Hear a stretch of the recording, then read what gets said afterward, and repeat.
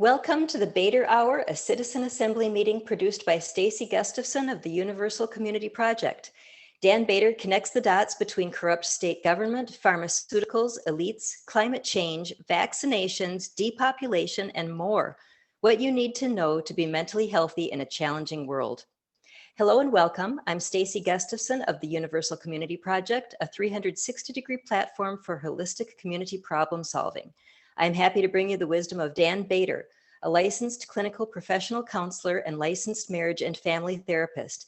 He has been trained to independently diagnose and treat mental health and substance abuse problems and has 23 years of experience working in community settings.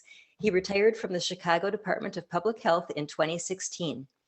All right, let's move into Dan's presentation, and if there's time at the end, we can open the floor for some questions. Dan, what topic will you be presenting tonight?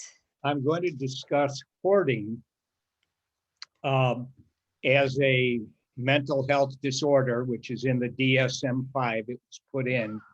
And I'm going to try to break it down and explain how you can understand it and take care of the problem in a very straightforward way. So the first slide that we're looking at is the DSM5 hoarding criteria. And DSM is the Diagnostic Statistical Manual, the Bible of psychiatry, and where you have all the diagnoses. So hoarding is defined in DSM-5 as a mental health disorder based on the following criteria. A, persistent difficulty discarding or parting with possessions, regardless of their actual value. B, this difficulty is due to a perceived need to save the items and stress associated with discarding them. C, the symptoms result in the accumulation of possessions that congest and clutter active living areas and substantially compromise their intended use. D, the hoarding causes clinically significant distress or impairment in social, occupational, or other important areas of functioning. E, the hoarding is not attributable to another medical condition. F, the hoarding is not better explained by the symptoms of another mental health disorder. So we want to note that criteria A and B describe an anxiety management problem. So Staci, go back to that first slide. Okay, so we see hoarding, persistent difficulty discarding or parting with possessions regardless of their actual value. The person has anxiety, getting rid of the stuff. It's an anxiety situation. And the difficulty is due to a perceived need to save the items and stress associated with discarding them. So this is anxiety. So go to the next slide. Okay. Criterion C asserts that the accumulated clutter has significantly compromised the functionality of the home. Criterion D asserts that the inability to regulate the accumulation of clutter causes emotional pain and interferes with a person's ability to take care of their human needs. I'm hearing something. Somebody's going to need to mute. Yeah, there's like a TV show or something going on. Okay, criterion E factors out medical conditions such as a brain injury or a dementia, which could precipitate hoarding behavior.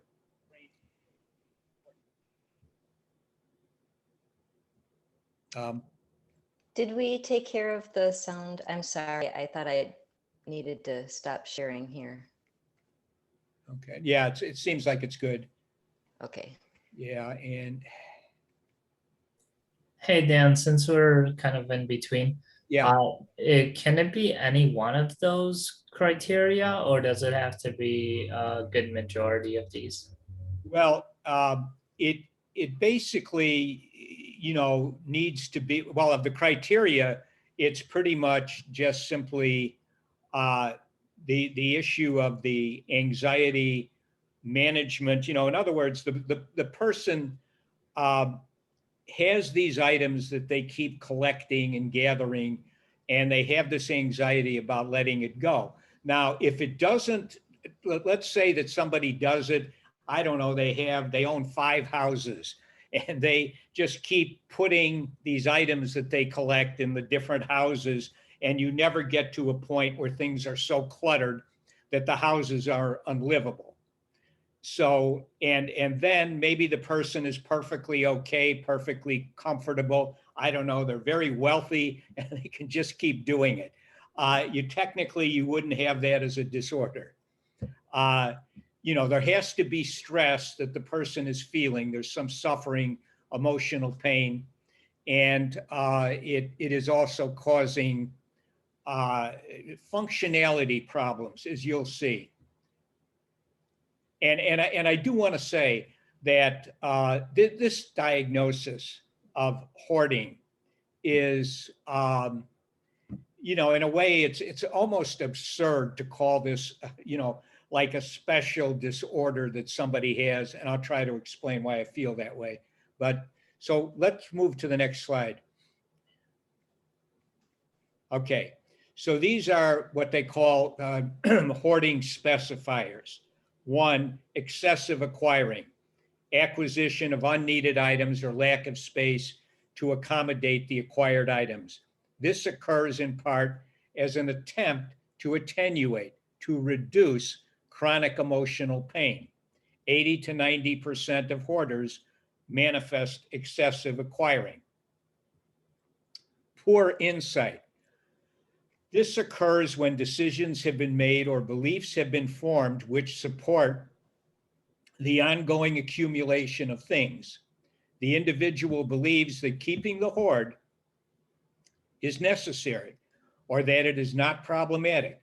Habituation to living in extreme clutter, squalor also contributes to poor insight. Now, a lot of people have watched the hoarding, reality TV shows that they've had for years.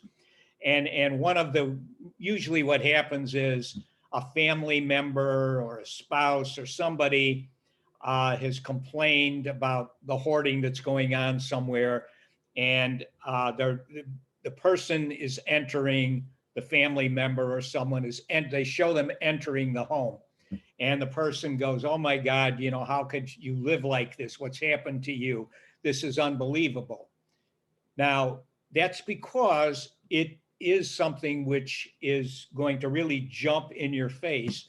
And of course, on that Hoarder TV show, they were taking some very extreme cases. But the person who's living there, who's actually in that place, they've habituated themselves to it. That hoard didn't materialize overnight. It took a long time, years, to get it to where it's, finally at. And that person is used to it. And they generally know where most things are to some degree. It's like sometimes some people will sort of have they'll have a refrigerator and they'll have it all packed with all sorts of food everywhere, the person will pretty much know where everything is, but somebody who just opens up the door and looks at it couldn't begin to know where something is. And so when you're living, we can get used to most conditions as human beings. And the hoarder is living in an environment that they're habituated to. And therefore, they don't necessarily have the kind of a sense that this is a huge problem. Okay, let's go to the next slide. All right. So these are some cognitive/perceptual impairments associated with hoarding. Impaired attention. And impaired attention leads to decision-making and categorization problems. When we're working with a hoard, you want to get the hoard taken care of and the person finally agrees to it. You may have seen this on those TV shows. You've got to sort out what are you going to keep, what are you going to throw away, What are you going to sell? You know, decisions have to be made and things have to be kind of categorized. It's often very, very difficult for a hoarder to do that. And we also want to note that impaired attention frequently represents a mechanism to avoid emotional pain. Impaired sensitivity to the clutter and or squalor is a consequence of normal habituation processes. You get used to it. If you're there day after day, year after year, you get used to it and can live with it. So let's go to the next slide. And all right, risk assessment. Well, so, you know, there's health problems caused by germs, allergens, dust, insect and or rodent infestation, safety problems such as blocked exits, structural damage, and fire hazards. You know, I remember once actually a friend of mine had there was a hoarding problem in his place, and he lived with his girlfriend, and you know, he asked me to come over and take a look at it because she was sick and they might need to call in some assistance from the fire department. And so we had to work really hard to get that thing at least so that, you know, somebody from the fire department could actually walk in and be able to carry somebody out. So this frequently happens, you know, where exits get blocked and so on. Legal problems such as eviction, liability lawsuits, or loss of custody of a child. Family marital problems such as divorce, separation, and other cutoffs. Financial problems associated with public storage units. You know, it's unbelievable how many people who are on very limited fixed incomes, they're near poverty or poverty, and they're getting a check, maybe a disability check, Social Security check, and they have all sorts of items in these storage units, which will say somebody's getting, I don't know, $1,000 to $1,200 a month take home, and then they're paying $600 or even sometimes more for a storage unit, and then it's a serious problem, and these storage outfits know it. You know, in other words, they understand that a lot of people are just going to keep paying it and paying it. It's like a hoarding mentality. And then at the end of the day, it'll just be, you know, auctioned off. And so they really there's no informed consent given from the public storage operators. Okay, let's go to the next slide. All right, so this is a picture of an indoor hoard. And when I would do these presentations, you know, out in the communities, I said, okay, indoor hoard. You can see that things are kind of overflowing there. Next slide. Okay, now we have an outdoor hoard. The stuff is in the yard, but it's overflowing. The neighbors, nobody's going to be happy with this. And you see that happening. Next slide. Here's, you know, the public storage hoard. You know, it's, again, a serious problem for people who are on limited incomes and are, you know, maybe living in a small studio type apartment. And then finally, this is one I've mentioned before that I had in my original presentation. I was forced to remove this slide. This is the British Petroleum Koch brothers pet coke hoard in the 10th Ward of the city of Chicago's located out on the far southeast side of the city. And this was, you know, just across the border, and it was, you know, sending very toxic particles, pet coke particles, into the neighborhood. Now, when I first did this presentation, it was very well received, and there was a lot of media interest, local media interest in it. And the very next day after I gave this for the first time, I got a call from the public information officer at Chicago Department of Public Health.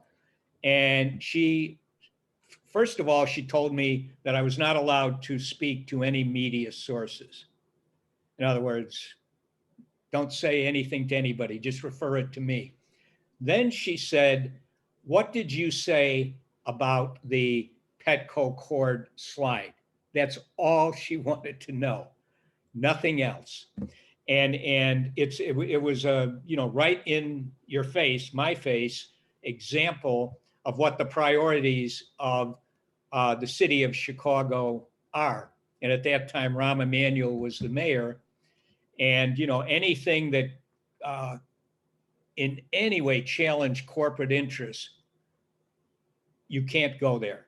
It's just simply, so in order to continue giving this presentation, I had to take the slide out. They wouldn't let me do it essentially unless I did that. Okay, let's move to the next slide. All right, I'm not going to go over this. This is just, obviously there's a lot of task force agencies, that people might need depending on how bad the hoard is and what kind of problems. Let's go to the next slide, just in the interest of time. All right, so here's the hoarder demographic profile. Hoarders frequently have a history of abuse and trauma. This may lead to emotional support and community involvement problems. Those of you who've been listening to my previous presentations, on these matters know that community involvement and emotional support are key human need areas. And if they're not taken care of, you will have chronic emotional pain. And this hoarders very frequently have histories of abuse and trauma, which causes them to not want to join groups and be out there. Overall prevalence, now this is going back to, this was probably 2015, maybe, or 2014, or even might be a little, overall prevalence of hoarding in the United States and Europe is approximately 2 to 6%. Prevalence of hoarding is inversely related to household income. Hoarding is correlated with lower socioeconomic status. Hoarders are frequently retired or unemployed. Hoarding is thought to be 3 times as common in the middle-aged and elderly. And there's a certain kind of logic to all of that. And we can kind of remember this particular profile as we go on. Next slide, please. Okay, so now we're going to talk about hoarding as a need deficiency problem. 3 building blocks of mental health, 3 building blocks, emotion management, boundary setting of interpersonal and intrapersonal boundaries, and then taking care of need deficiencies. Those are the 3 building blocks. And this is the need deficiency issue with hoarding. The hoarder demographic profile implies the frequent occurrence of key human need deficiencies. Need deficiencies can include financial instability, poor emotional support, lack of community involvement, and neglected individual development. Need deficiencies generate chronic emotional pain, usually a mixture drawn from the negative emotions of anxiety, sadness, shame, and anger. Emotional pain is instinctive and very similar to physical pain. And I always just want to emphasize, that, I usually just go to the very simple example. If I put my hand on a hot burner on the stove, I'm going to take it off immediately because the pain is so severe. And I have to understand, I just instinctively, I know if I leave it there, I'm going to, my hand will be damaged, perhaps beyond repair. The intensity of the pain indicates the urgency that something needs to be done. And chronic emotional pain it's a similar kind of situation. If it gets too intense, a person is going to suffer a full-blown breakdown, mental health, emotional breakdown. So chronic emotional pain differs from everyday emotional pain. This is important to realize this difference. Every single day, we're going to encounter things that frustrate us or things that make us feel sad or worried and so on. That just come up day to day. We need to manage the emotions that are involved in day-to-day stressors. But this day-to-day emotional pain is not the same as chronic emotional pain, which is rooted in these need deficiencies. Okay, and then chronic emotional pain is associated with our hardwired emotional adaptation to small group tribal living situations, which we'll go to. If the source of chronic emotional pain, if the sources of chronic emotional pain are not remediated or partially anesthetized, the probability of an emotional breakdown occurring is high. If the sources of chronic emotional pain are not removed, hoarding behavior will easily reemerge. There'll be a relapse, which is very common. So a person can have their big hoard, legal problems, family problems, etc. They finally get the hoard cleaned out. They have to. But then they just start it up again because they have not corrected the problems that gave rise and facilitate that behavior. It's very similar to an addiction problem, really. And okay, let's go to the next. Okay, so this is, need deficiencies in consciousness. I've made a division here between what I'm calling the conscious mind and the unconscious mind. And it's for the purpose of understanding chronic emotional pain and need deficiencies, and all sorts of things kind of can spin off of not understanding this distinction. So the conscious mind is rooted in the modern world. It is very aware of modern technology, hospitals, supermarkets, food banks, homeless shelters, and telephone numbers. The conscious mind knows we can call 911 if we are sick. It knows an ambulance will transport us to the hospital, and doctors and nurses will look after us. Our conscious mind is rooted in our modern style of living. Now, if you live in a tribal hunting and gathering situation somewhere else in the world, and there are places, you're going to be much of the unconscious mind is going to be what I'm calling the unconscious mind is going to be much more of a conscious kind of an experience. The unconscious mind is rooted in a hunting, gathering, foraging world, a tribal world consisting of families banded together. It is not aware of the modern world. The unconscious mind constantly monitors our drive states and our thoughts to determine if our human needs are being met. If the unconscious perceives that our needs are being inadequately attended to, it will transmit emotional pain into our consciousness. Just like physical pain, it's a signal that, there could be some damage, there's some kind of problem. And the emotional pain is the same way. Okay, let's go to the next slide. And here we have some examples of, what our needs are. So we have the human need for an emotional support system. And I discovered when I was actually doing clinical work and, that psychoeducational input, if it's well organized and kept as simple as possible, the chances of somebody assimilating it are much, much higher. So I say here, an adequate emotional support system is in place if you are attached or bonded to 4 to 6 individuals with whom there is a mutual obligation to help one another if either you or the other person is sick, injured, or in great distress. 4 to 6 is kind of ideal in a way. If you go above 6 to 7, 8, you're not going to get, as far as the emotional reactivity goes, it's not going to make much of a difference. When you start to go below 4, you get down to 3, it's passable. It's passable, but not as good as 4 to 6.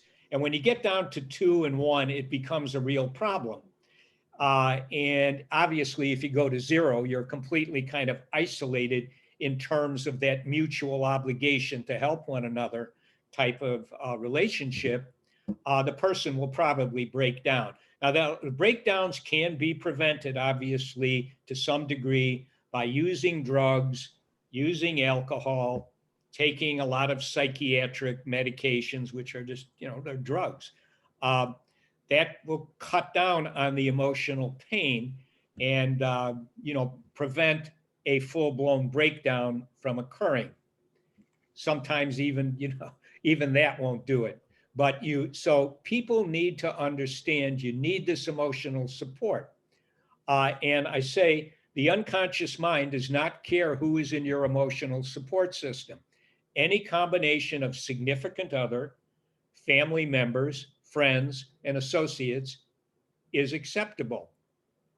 And, people just need to realize that, maybe you don't have any family, or, you have a situation where the people you really interact with mostly are associates at work, if you're working.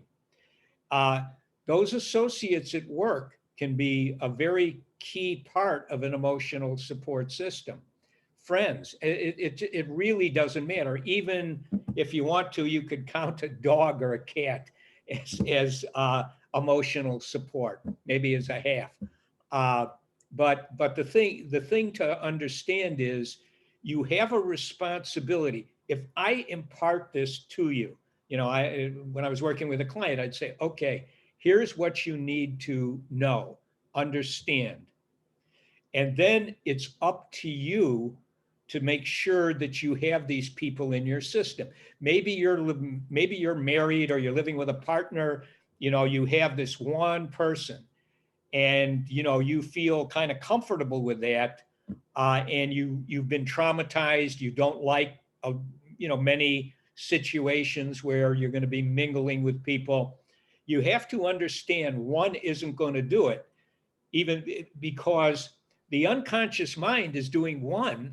What happens if you lose the one? If you're living in a primitive, hunting gathering kind of an environment, and you don't have anybody to take care of you if you're sick or injured, you die. And that's what the unconscious mind is thinking. It's where it's at. It doesn't understand the modern world where you've got a hospital and ambulances and on and on. So very important for each individual to take responsibility and get your emotional support in place. And if there are things which are preventing you from doing so, they might be emotion management problems, those need to be addressed. But at the end of the day, you do have to have this emotional support system in place if you want to be essentially, again, I hate to use the word, vaccinated against mental health problems.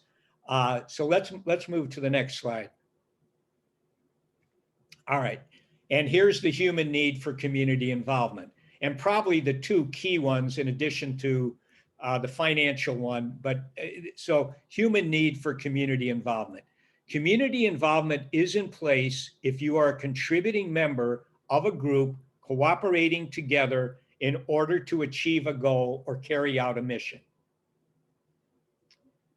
That's all you need. You just need to be a part of some group that's organized, everybody's cooperating in some fashion, and there is a goal or a mission. The unconscious mind doesn't care what kind of community involvement you have. It just cares that you have one in place. It is as satisfied with street gang or organized crime activity as it is with civic-minded pursuits. And so I would say to somebody, and many of the areas that I used to, work in Chicago, the street gang activity was, very, very prevalent and so on. And I would try to emphasize to people, you have a choice. In some case, you want to be part of a criminal organization. Well, that is a community involvement, but I would recommend, maybe something more civic minded. And again, these are things, here's the information.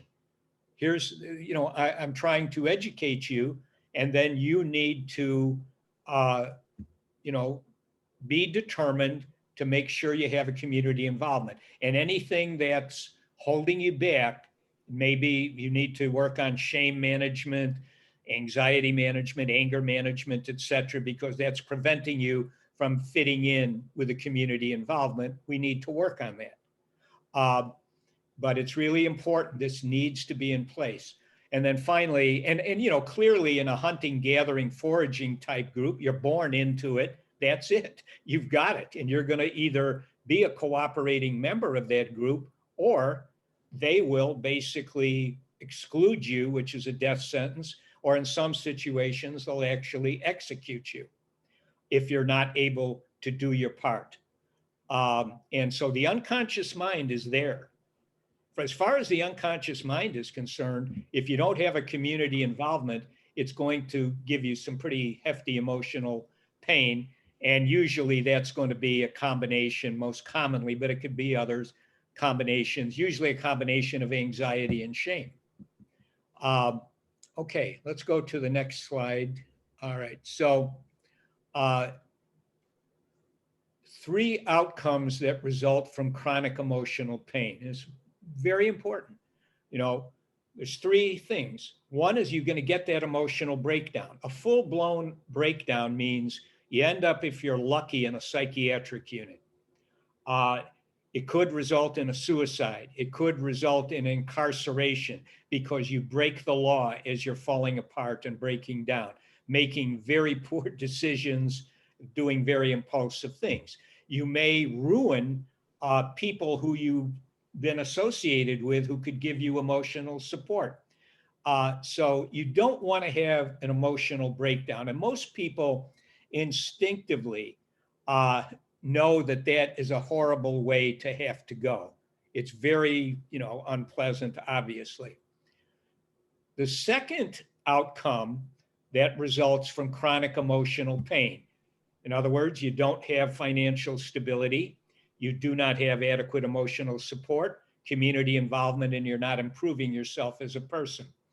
This will be an evolution of a lifestyle, such as hoarding, devoted to partially anesthetizing the chronic emotional pain.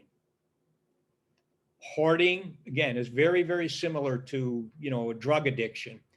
The person engages in the hoarding behavior, which we'll get to because it induces a emotional state, which we call interest excitement, when a person is focusing and having fantasies and planning the hoarding activities.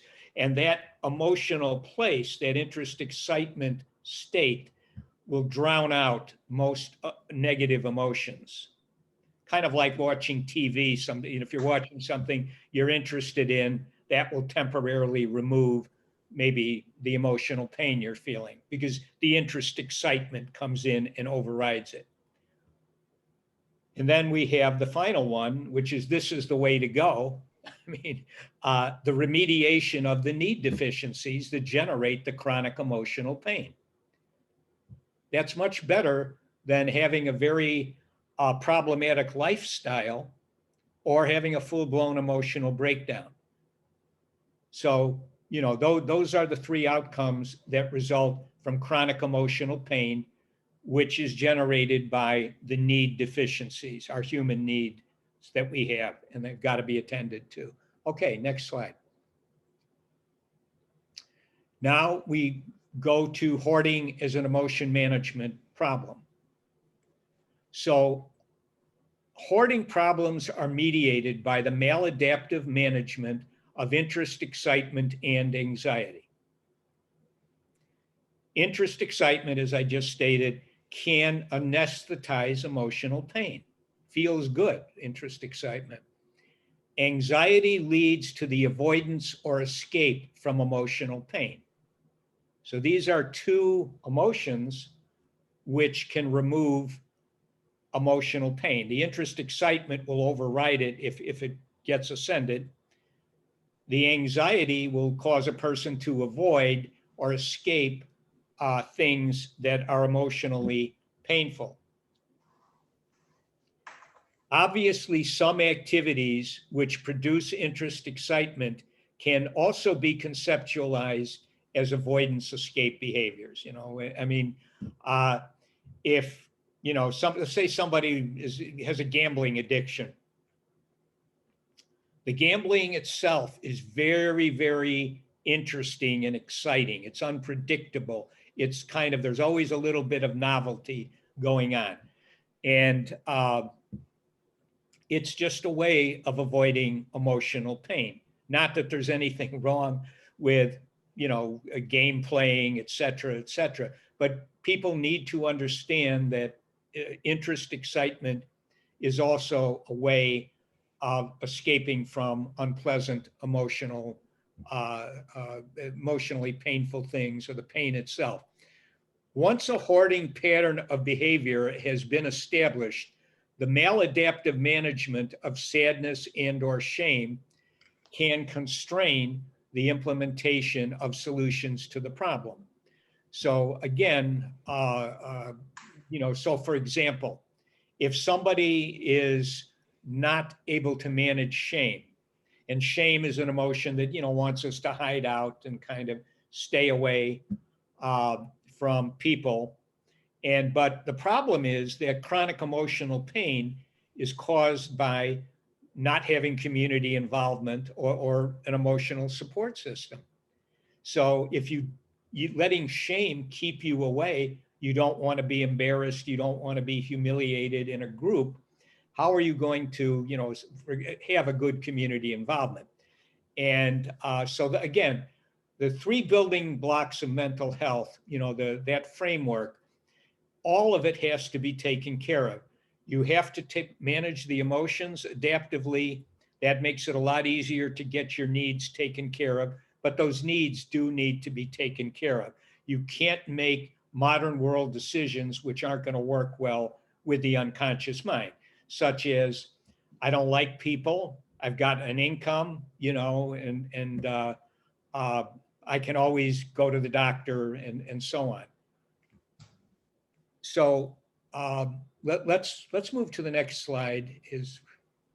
Okay, so all right. So unfortunately, with this particular, for some reason, the diagram itself isn't coming up, but I'm going to, again, I don't know why that, you know, didn't go. But let me just go ahead and explain it very clearly. So interest excitement is an emotion.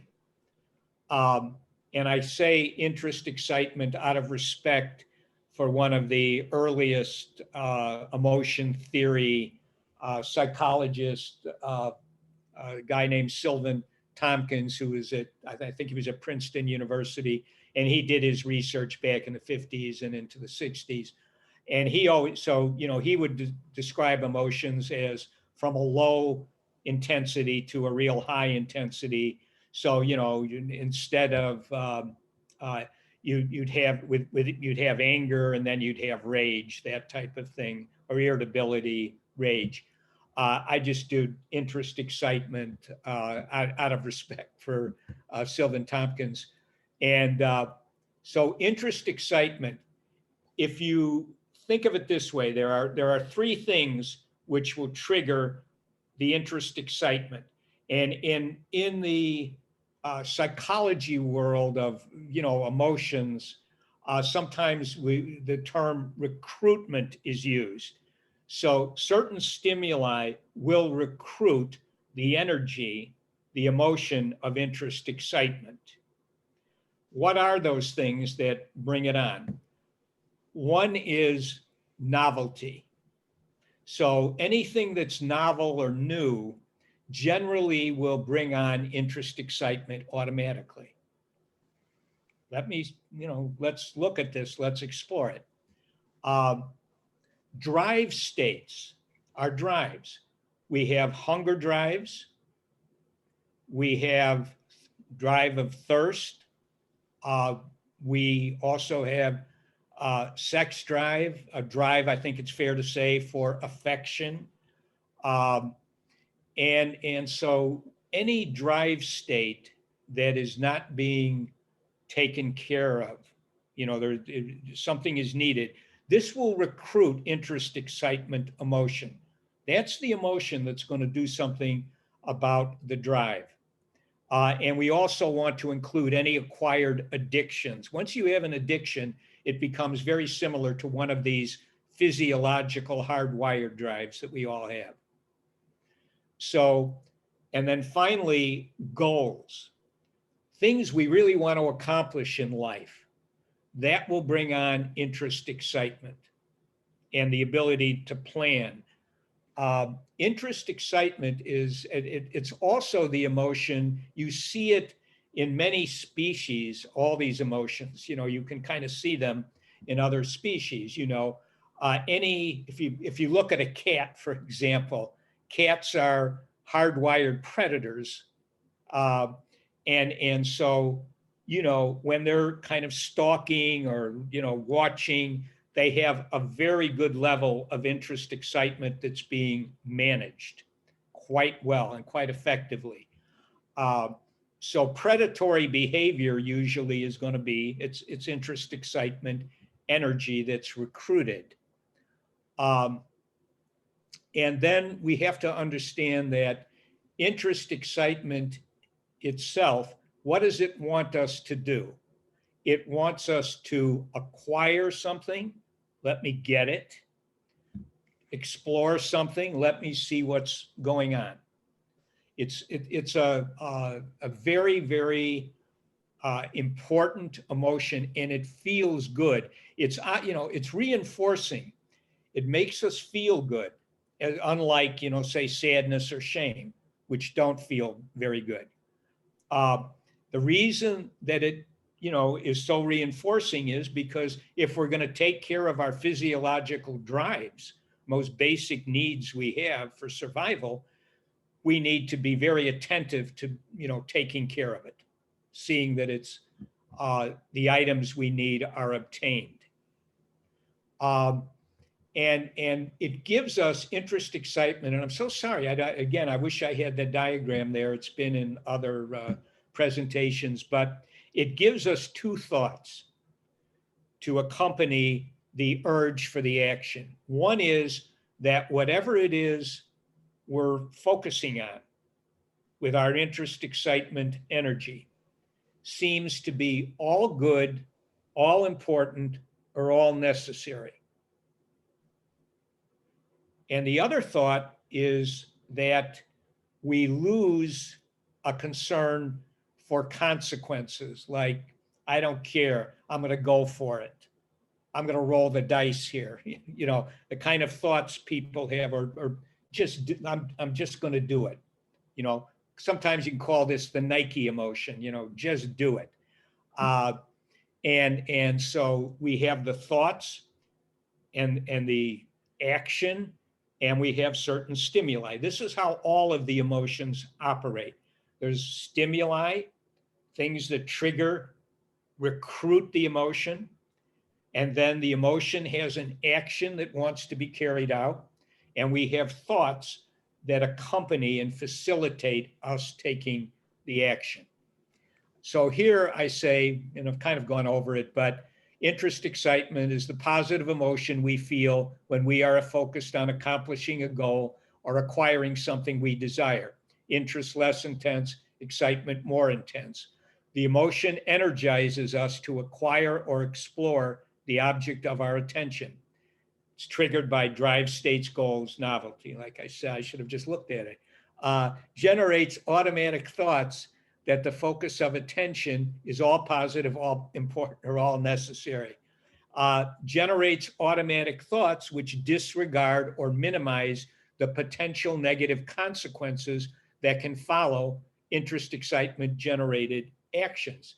And you know, it's kind of the flip of anger, you know, because when we're in an angry state, the object of our attention when we recruit anger is viewed as being all bad, essentially. With interest, excitement, it's all good. But they both, anger and interest, excitement, will generate thoughts that minimize or disregard consequences. And, you know, it's not hard to think of all the problems that occur from interest, excitement actions. How many people end up having sexual relations with people just because they get into a very high interest excitement state? A lot of times alcohol might be involved, which also takes away a fear of consequences. And then they have a sexual encounter with somebody, and what spins off of that can oftentimes, you know, be very damaging to one or sometimes both of the individuals in terms of their lives. Sometimes, you know, shoplifting is a interest excitement generated kind of a action.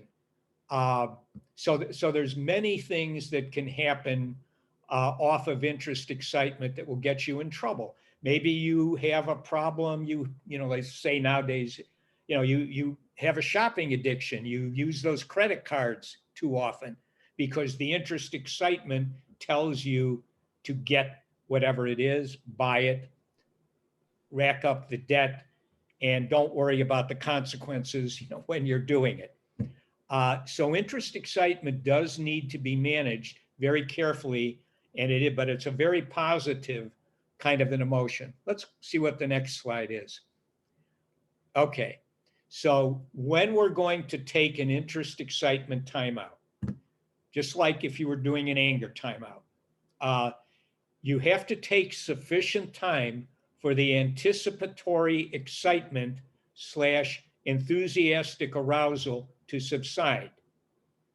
While on the timeout, recalibrate the automatic thoughts that accompany the feeling. Remind yourself that the focus of your attention may be good, but it is not nearly as positive as it feels. Also remind yourself of any negative consequences that could occur if you act on the feeling. So when you take that time out, you want to be able to remind yourself the chances of whatever that is you're focused on being as good as it feels. It's not very likely. Could happen once in a while, but it's not likely. And you must calculate the consequences. If I go ahead and, you know, buy this item, it could be a real problem because I can't afford it. You know, people who are diagnosed or known as being bipolar, you know, manic depressive bipolar, one of the poles is a very high level of interest excitement that the person is experiencing. And everything seems all good, you know, all important, all necessary. So a lot of times what will happen is when the person is starting to get very hypomanic, they're starting to get up there. When they think about themselves, for example, they look at themselves as being a very positive object when we're reflecting on ourselves. It's one of the big attractions, for example, of these stimulating drugs like cocaine or amphetamine, because because that will induce a very strong interest excitement state. Again, it's a very powerful energy, and it does need to be managed. You know, people who have, I used to give people homework exercise, like I'd say maybe somebody was just a, you know, rabid basketball or football fan, and they had to see all the games, you know, the big game on Sunday, or you know, I would say to the person, you know, why don't you rehearse in your mind the fact that on Sunday, instead of watching the game, you're going to do X, Y, or Z instead. Think about that, making that move, because it gives you good practice in preparing yourself to take a time out like this. And also the experience that, you know, if you miss the game, it's after it's over and you find out the result, it's not going to be a big deal. And you'll just be going on to other things very quickly. So interest excitement with hoarders it's a huge problem, because they are thinking of what it is they're going to collect and accumulate. You know, some hoarders, you know, they'll do things like they'll go around in alleys and see if there's furniture discarded or tools or different things. And that's a whole interest excitement kind of adventure. And just, you know, thinking, have the fantasy of acquiring things can make you feel very good. You know, just sort of relishing about, you know, I'm going to get a new car or something of this nature. The interest excitement makes it seem mighty good.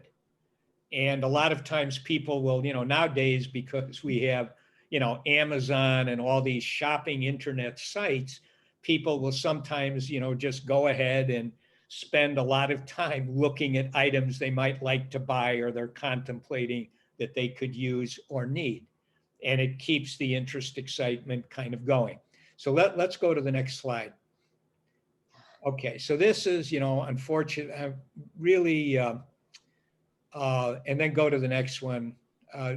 If you could just let me see if probably none of them. Okay, all right, I'll just go back to, and I can pull a different slide set that has those diagrams, or I could try downloading it and maybe it'll show up in the download. Oh, you know what, I know this so well. I'll kind of explain it.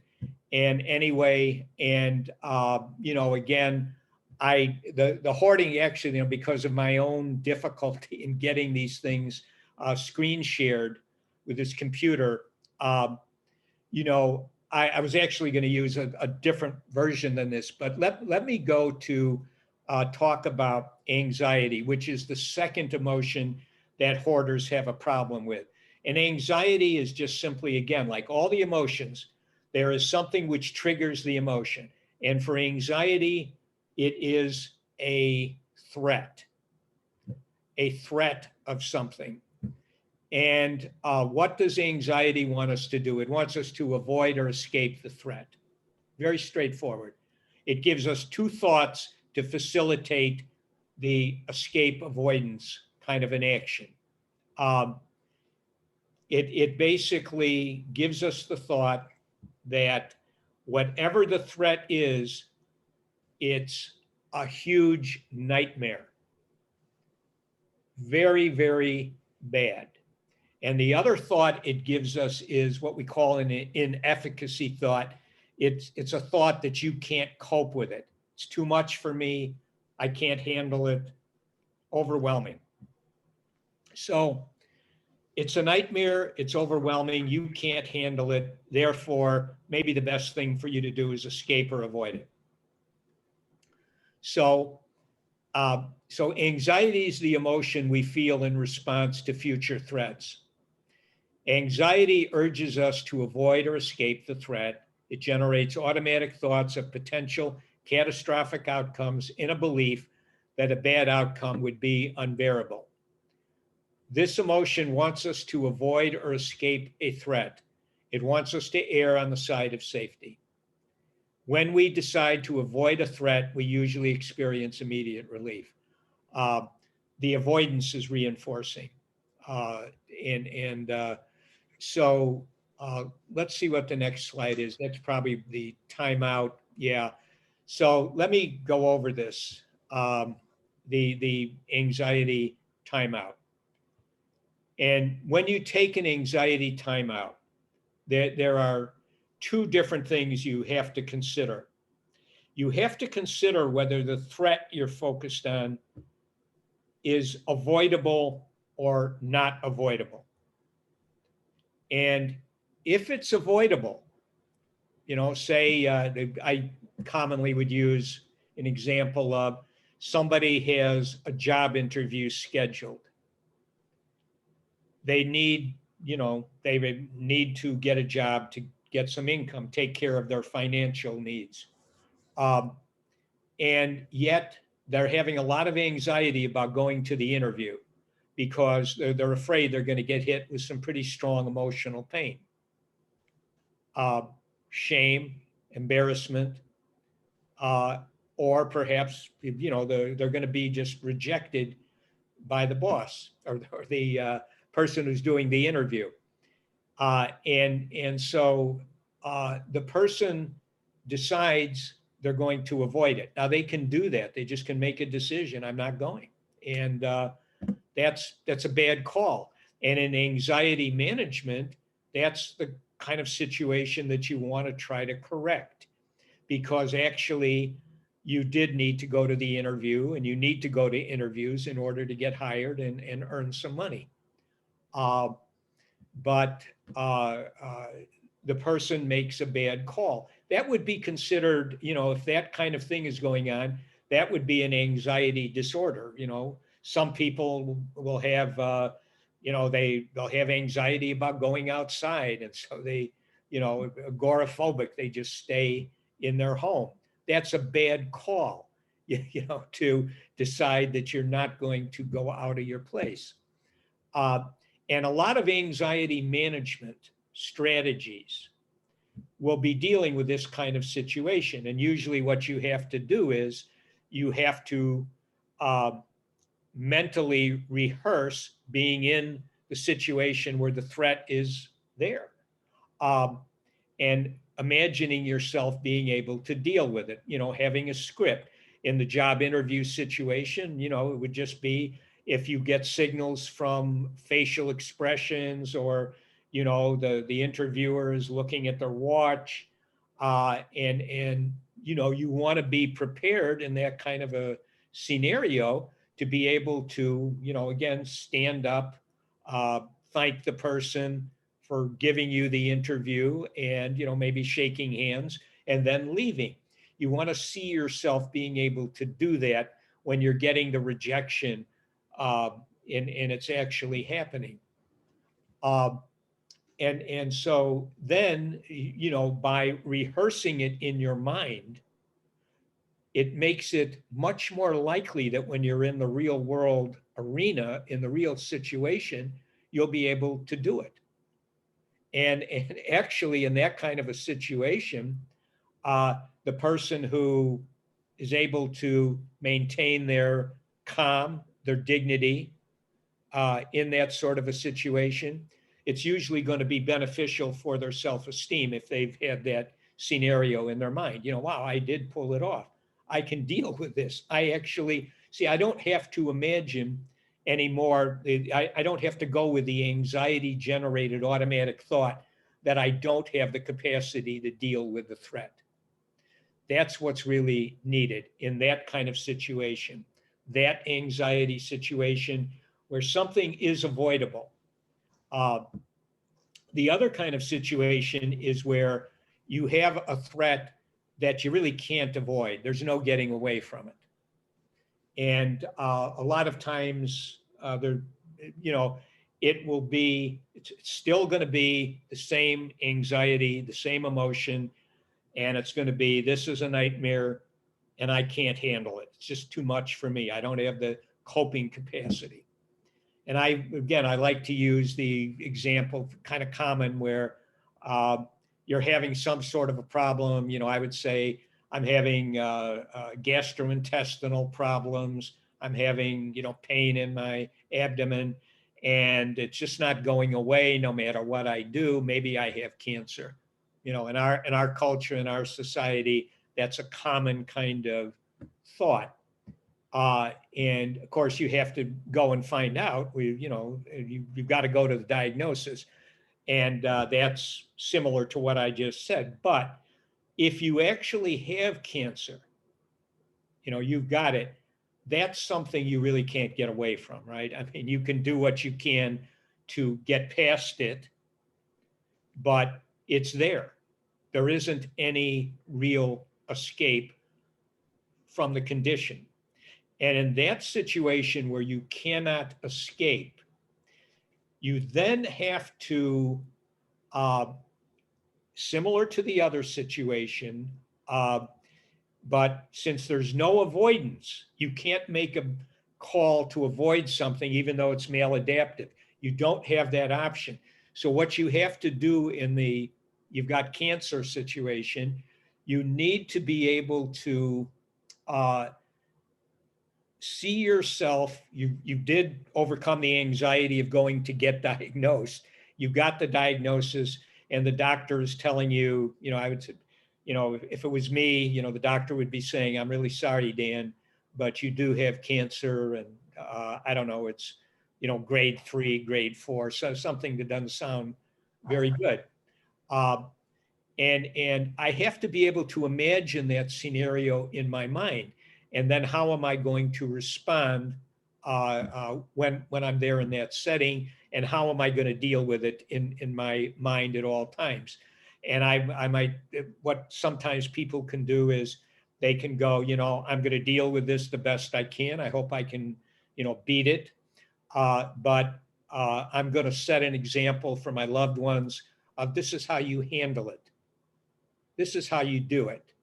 And if you don't have that ability to have those coping fantasies, in a sense, what will happen to the person, you'll just break down. You'll end up, because you can't get away from it. There's no escape. And when you can't get away from something and you simply can't cope with it, that leads to a breakdown situation. A lot of mental health breakdowns are the result of this anxiety type situation where someone feels that there is some kind of a threat, like, they're actually kind of paranoid, very, very paranoid, and they may be having some delusions. Well, the delusion isn't going to go away. And so it would be a situation, somebody, believes that the FBI is after them. And it doesn't make a lot of sense, but that's what the person believes. And they therefore have to be able to, again, go through the same kind of a thing. Well, if the FBI is after me and they do arrest me, this is how I'm going to handle it. But by not doing that in that situation, because the person will not use, the delusional person with their anxiety, their paranoid kind of anxiety will not go there, they're usually going to start breaking down. And that can go really badly because they can take a lot of actions that will be harmful a lot of times to other people as they kind of go through it. Okay, let's move to the next slide. We have about 2 minutes left. Okay. What is really surprising me is how similar all of these emotional issues, the fix is so similar with all of them. That's really blowing my mind. Yeah, if you, let's just see, maybe we can get one, or forget the shame. I wasn't going to do it in this one anyway. We'll skip the beliefs, decisions. Let's stop there though. Just these are for hoarders specifically. These will be there's one for this and then the anxiety. So interest, excitement driven maladaptive beliefs, which can be a problem. These are common with hoarders. My items are too beautiful and or valuable to be discarded. My items will facilitate the achievement of a goal. Use value. My items will preserve my memories of loved ones. My items will prove to be useful in the future. Next slide.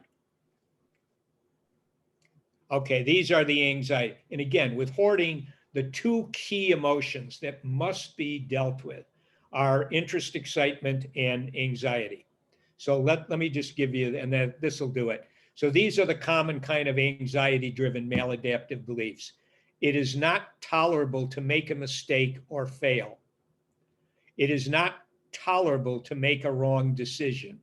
It is not tolerable to waste or lose valuable information. It is not tolerable to break an attachment to acquired items. Some acquired items possess sentimental value associated with loved ones. Others, such as dolls, stuffed animals, and old toys, are ascribed human attributes. It is not tolerable to dispose of an item that possesses any kind of use value. That's probably it. It's probably the end. Go to just one more slide. And then I know we have, yeah, well, then there's the summary of the, I won't go over this, but just, are there any questions? And I apologize for the slide deck being messed up. If there aren't any questions, we do have 3 minutes before the next show host shows up. I have gotten the message. So if you wanted to really go through this one. Yeah, all right. So here's the thing. Hoarding is a problem for a lot of people. And if you look at the hoarder and you want to help the person get past the hoarding problem, at some point they're going to have to understand, and I think this is really the value of psychoeducational material. The person needs to understand that they're going to have to learn to manage anxiety, the anxiety of letting these items go, giving them up. They're going to have to learn to control their interest excitement, which means, just constantly going out and accumulating things because it makes them feel good. And if they have needs that are not taken care of, if they do not have an adequate community involvement or emotional support, they have to clear that up because that's going to generate chronic emotional pain, which will trigger the hoarding behavior. Just like any addiction, a lot of times somebody will have, let's say, an alcohol or a drug addiction. And how does that get taken care of most frequently or a lot of the time? Person will join some sort of a support group, could be a 12-step group. And what does that 12-step group give the person? Automatic community involvement. We have a goal. That's to overcome our addictive problems. We're together. You get emotional support. That right there, you also get network. Maybe you can get some employment. Somebody will give you a job who's in the group. And you also are improving yourself as a person because you're learning new skills.